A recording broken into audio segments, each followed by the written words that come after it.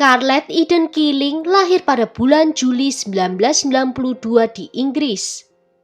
Ibunya bernama Fiona yang adalah seorang ibu tunggal dengan total 9 orang anak.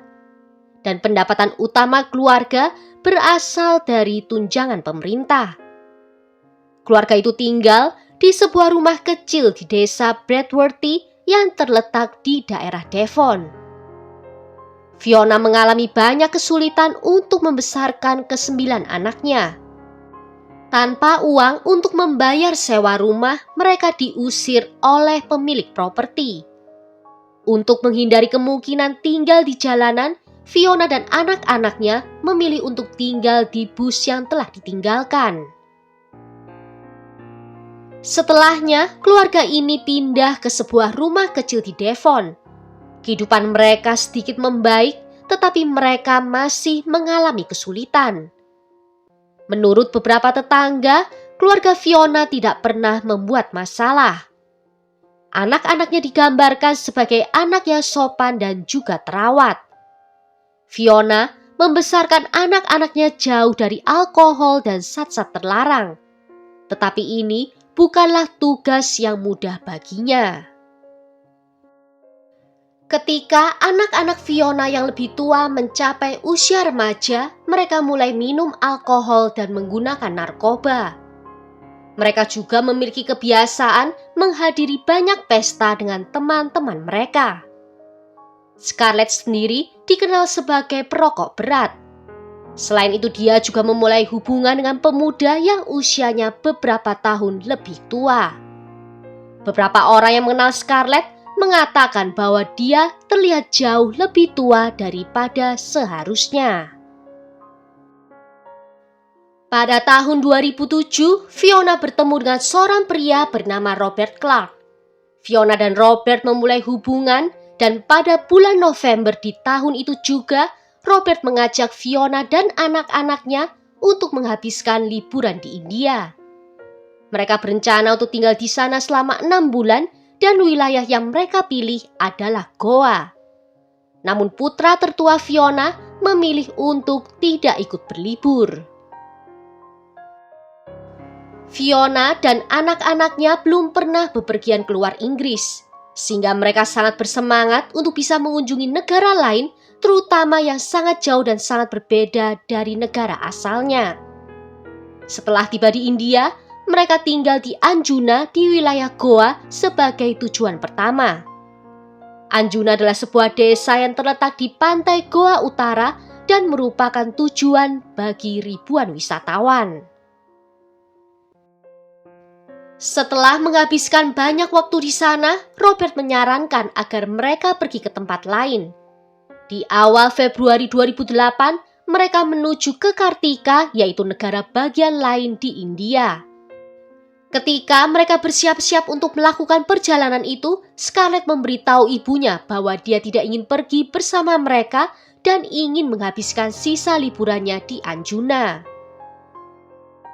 Scarlett memberitahu ibunya bahwa dia bersenang-senang dan bahwa dia telah bertemu dengan seorang pria yang sangat baik. Pria ini bernama Julio Lobo. Dia adalah seorang pemandu wisata yang telah bekerja di wilayah Goa selama beberapa tahun. Dan Julio mengajak Scarlett untuk ikut dalam perjalanan wisatanya. Fiona sebenarnya tidak setuju, tetapi setelah Scarlett bersikeras, dia mengizinkan putrinya itu untuk tetap tinggal di Anjuna di rumahnya Julio. Kesepakatan antara Fiona dan Scarlett adalah bahwa Scarlett harus menyusul ke Gokarna. Sehingga setelah beberapa hari, Scarlett pun menyusul keluarganya. Setelah menghabiskan beberapa hari bersama keluarganya, Scarlett bertanya lagi kepada ibunya, apakah dia bisa kembali ke Anjuna karena akan ada pesta besar di sana di tanggal 14 Februari. Dan Scarlett sangat ingin hadir di pesta itu. Fiona merasa enggan terhadap permintaan Scarlett, tetapi pada akhirnya mengizinkannya untuk kembali ke Anjuna. Di Anjuna, Scarlett tinggal bersama Julio. Beberapa hari kemudian, putra sulung Fiona yang tidak ikut berlibur mengalami kecelakaan serius di Inggris. Fiona memutuskan dia akan kembali ke sana bersama dengan keluarganya. Dia pun menelpon Scarlett untuk memberitahunya tentang apa yang terjadi dan juga untuk mengatur agar mereka dapat kembali ke Inggris pada tanggal 17 Februari. Scarlett ingin memanfaatkan waktu yang tersisa sedikit di Anjuna dan mengajak Julio dan teman lainnya yang bernama Ruby untuk pergi keluar untuk terakhir kalinya. Di hari itu, Julio merasa tidak enak badan dan dia menolak. Akhirnya kedua gadis itu pergi ke kota di mana mereka minum-minum di sebuah bar. Di sekitar pukul 1 pagi, Ruby memberitahu Scarlett bahwa dia ingin pulang. Scarlett memberitahu Ruby bahwa dia akan mengantarkannya ke halte bus dan di sana mereka pun mengucapkan selamat tinggal. Namun di pagi harinya, tubuh Scarlett ditemukan dalam keadaan setengah telanjang mengambang di perairan lepas pantai Anjuna. Pihak berwenang menuju ke pantai dan mengeluarkan tubuh Scarlett untuk diperiksa. Awalnya pihak berwenang menyatakan bahwa Scarlett mengalami overdosis saat berenang di pantai dan akhirnya tenggelam. Pihak berwenang juga menyatakan bahwa tidak ada tanda-tanda kekerasan yang dialaminya sehingga mereka menutup kasus dengan cepat. Setelah diberitahu tentang apa yang terjadi pada putrinya, Fiona dengan cepat kembali ke Anjuna. Dan dia membantah pernyataan yang diberikan oleh otoritas India mengenai apa yang terjadi pada Scarlett. Dia bersikeras meminta otopsi ulang dilakukan dan menghabiskan lebih dari sebulan memohon otoritas India untuk membuka kembali kasus ini. Ketika Fiona akhirnya memiliki akses ke foto-foto jenazah Scarlett, dia melihat adanya tanda-tanda kekerasan yang jelas, terutama di bagian pribadi gadis itu. Saat itulah Fiona yakin bahwa putrinya adalah korban kejahatan. Intuisi seorang ibu tidak pernah salah. Otoritas India setuju untuk melakukan otopsi kedua pada tubuhnya Scarlett. Sementara itu, Fiona memutuskan untuk menyelidiki kejahatan ini sendiri karena dia tahu dia tidak bisa mengandalkan polisi di daerah itu untuk melakukannya. Fiona bersama pacarnya dan anak-anak lainnya melakukan penyelidikan di daerah sekitar pantai tempat Scarlett ditemukan. Mereka juga berbicara dengan beberapa orang dengan harapan kalau ada seseorang yang mengetahui sesuatu. Selama pencarian ini, Fiona menemukan celana, kemeja dan sepatu Scarlett di tengah hutan dekat pantai. Hal ini menunjukkan bahwa Scarlett sempat diseret ke hutan itu di mana dia menjadi korban kejahatan dan kemudian baru dibuang ke laut. Pada bulan Maret 2008, hasil otopsi kedua dirilis. Dan menurut laporan otopsi, tubuh Scarlett memiliki total 50 luka yang sebagian besar berada di bagian pribadinya. Menunjukkan kalau Scarlett telah menjadi korban kejahatan seksual. Laporan toksikologi juga ada dan menurut laporan itu ada jejak beberapa zat terlarang di tubuhnya Scarlett.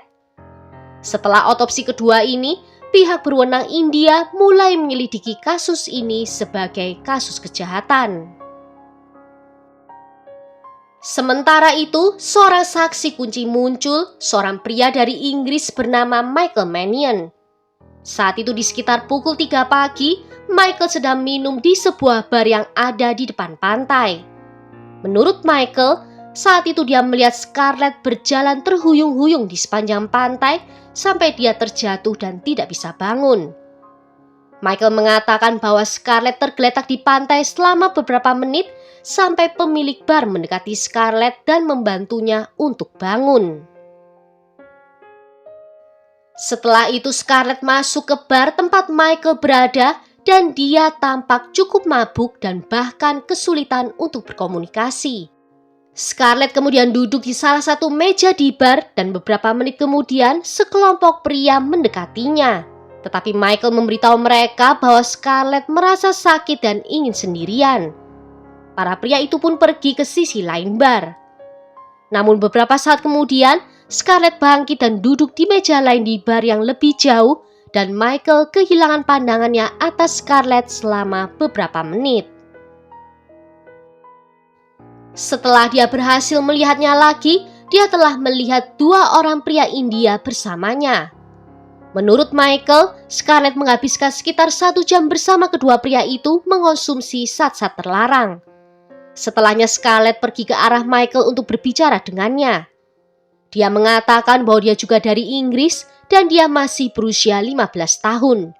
Dia juga mengatakan bahwa dia tidak enak badan karena telah mengkonsumsi banyak alkohol dan juga narkoba.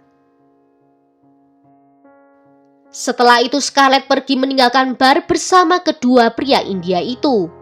Sementara itu Michael tetap di bar untuk beberapa saat lagi sampai dia memutuskan untuk ikut pergi juga.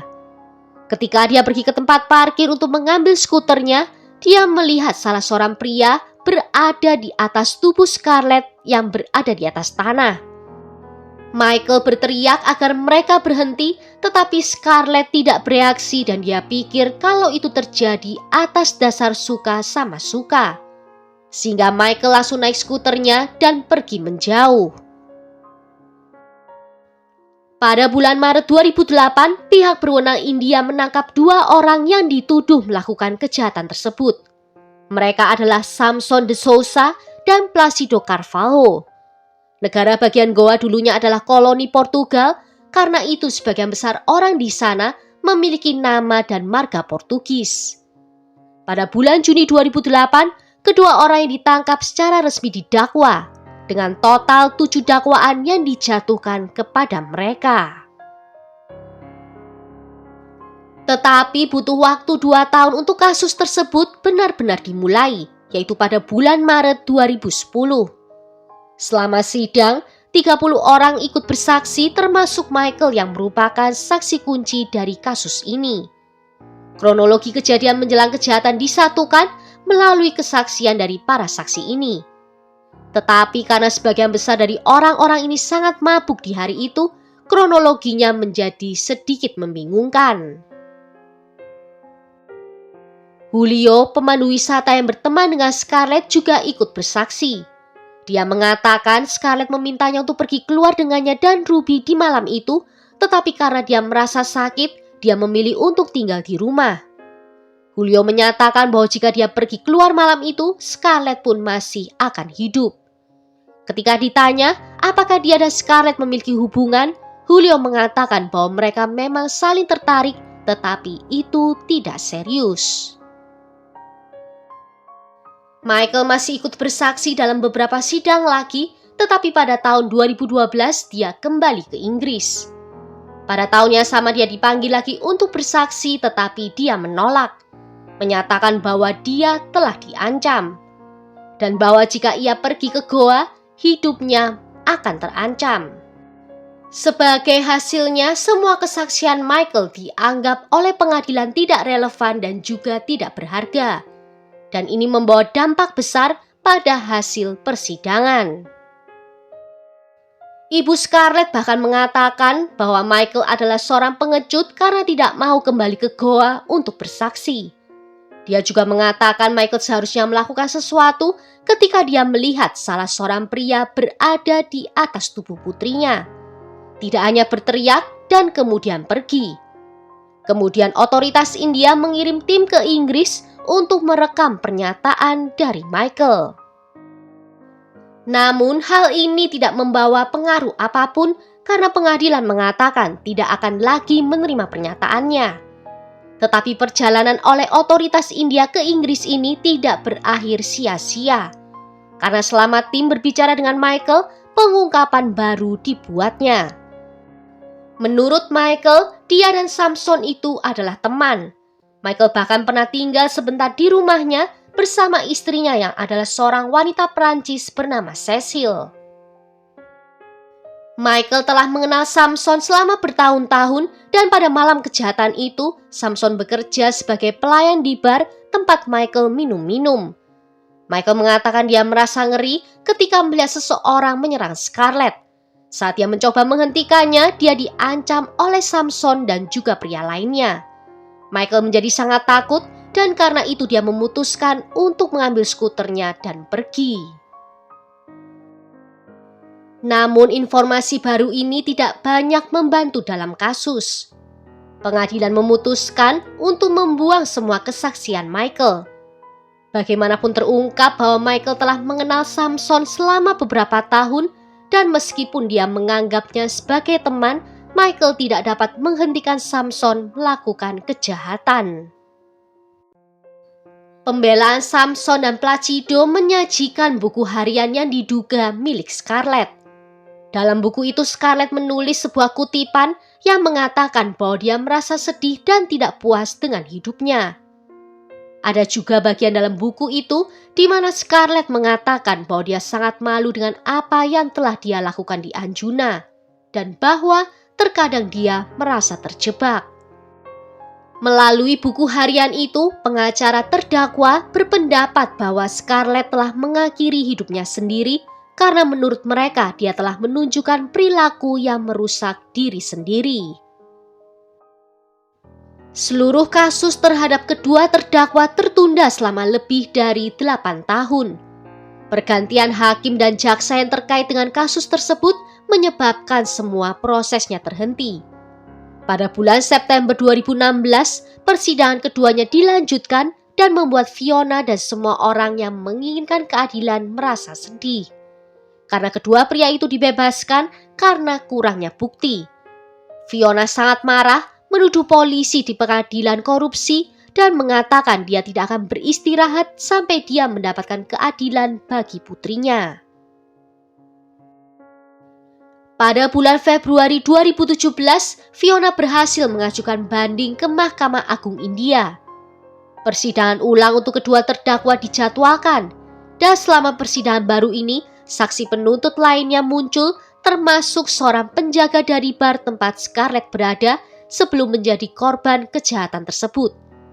Penjaga keamanan ini bernama Merle Sager dan dia bersaksi dengan mengatakan bahwa dia melihat saat Scarlett tiba di pantai dengan terhuyung-huyung di sekitar pukul 3 pagi. Dia mengatakan bahwa dia sudah mengenal Scarlett dan tahu bahwa dia menginap di rumah Julio karena keduanya selalu ada di pantai. Menurut Merle, Scarlett bertanya padanya apakah dia bisa mengantarkannya ke rumah Julio pada pukul 5 pagi. Merle mengatakan kalau dia akan mengantarnya nanti. Tetapi ketika waktunya tiba dan Merle datang untuk menjemput Scarlett, Samson telah bersamanya dan menyuruh Merle untuk pergi karena dia akan menjaga Scarlett. Menurut Merle, permintaan itu tidak dilakukan dengan cara yang bersahabat, tetapi dengan nada yang mengancam. Jaksa penuntut menyatakan bahwa kedua terdakwa memberi Scarlett zat-zat terlarang meskipun Scarlett sudah dalam keadaan mabuk. Hal ini dilakukan dengan maksud yang jelas untuk bisa memanfaatkannya. Pembela menyatakan bahwa tidak ada bukti fisik yang menghubungkan kedua pria itu dengan kejahatan tersebut. Persidangan praktis hanya berfungsi untuk mengumpulkan lebih banyak informasi karena kasusnya telah berlarut-larut selama 2 tahun. Baru pada bulan Juli 2019, Mahkamah Agung memutuskan Samson bersalah atas semua tuduhan. Sedangkan di sisi lain, terdakwa lainnya dinyatakan bersalah atas keterlibatan, tetapi kemudian tuduhan itu dibatalkan dan dinyatakan tidak bersalah, dan dia pun dibebaskan. Samson menerima hukuman penjara 10 tahun dengan kerja paksa atas kejahatannya terhadap Scarlett. Dalam sebuah wawancara, Fiona mengatakan kalau hukuman itu tidak cukup lama, tetapi setidaknya itu lebih baik daripada Samson bebas. Secara total butuh lebih dari 11 tahun perjuangan untuk mencoba memberikan keadilan bagi Scarlett. Fiona menyatakan sangat menyesali keputusannya seumur hidup karena dia telah mengizinkan Scarlett pergi ke pesta itu. Kisah kehidupan Scarlett dibuat menjadi film di India, dan pada tahun 2012, film berjudul Anjuna Beach dirilis. Film tersebut menerima banyak kritikan dari otoritas Goa yang menyatakan bahwa itu hanya akan menakut-nakuti wisatawan untuk datang ke wilayah mereka. Pengacara keluarga Scarlett juga mengkritik film tersebut karena sang produser tidak berkonsultasi dengan keluarga sebelum membuat filmnya. Meskipun demikian, Fiona tidak terlalu marah karena film tersebut tidak menggambarkan Scarlett dalam pandangan yang negatif. Jenazah Scarlett baru dimakamkan 4 tahun setelah kejahatan terjadi. Hal ini karena pihak berwenang India masih menyimpan jasadnya dengan alasan itu masih diperlukan sampai penyelidikan selesai. Dan karena seluruh proses berlangsung selama beberapa tahun, mereka menyimpan jasad korban selama itu. Scarlett dimakamkan di taman yang disiapkan untuknya di tanah milik keluarga dalam sebuah upacara sederhana yang dihadiri oleh teman dan keluarganya. Well, sampai di sini dulu kisah kali ini. Apakah menurut kalian Scarlett sudah mendapatkan keadilan? Tulis ya pendapat kalian tentang kasus ini di kolom komentar. Jika ada yang mau request kasus, juga